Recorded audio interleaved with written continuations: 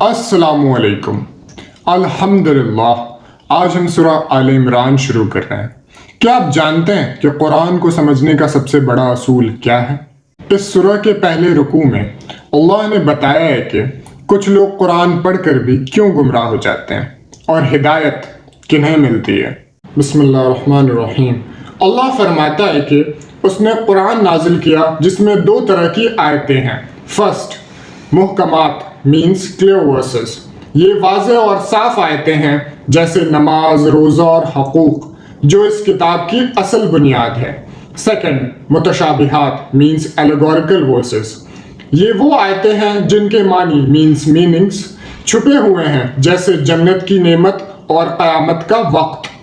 جن کے دلوں میں ٹیر مینس کروگڈنس اور بیماری ہوتی ہے وہ فتنہ پھیلانے کے لیے ان چھپے ہوئے معنی کے پیچھے بھاگتے ہیں، حالانکہ ان کا اصل مطلب صرف اللہ جانتا ہے۔ دوسری طرف وہ لوگ ہیں جو علم میں پختہ مینس فرملی گراؤنڈڈ ہیں، وہ ان آیتوں کے پیچھے بحث مینس آرگیومنٹس نہیں کرتے بلکہ کہتے ہیں ہم اس پر ایمان لائیں، یہ سب ہمارے رب کی طرف سے ہے۔ اللہ نے بتایا صرف عقل والے ہی نصیحت حاصل کرتے ہیں، اور اللہ ماں کے پیٹ مینس وارمز میں جیسی چاہے تمہاری صورتیں بناتا ہے، اس کے علاوہ کوئی معبود نہیں۔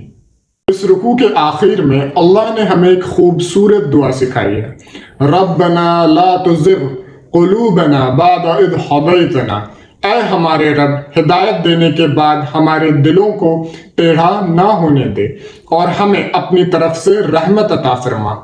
لیسن، قرآن بحث مینس آرگیومنٹس کے لیے نہیں بلکہ عمل کے لیے ہے۔ جو واضح ہے اس پہ عمل کریں اور جو چھپا ہے اسے اللہ پر چھوڑ دیں۔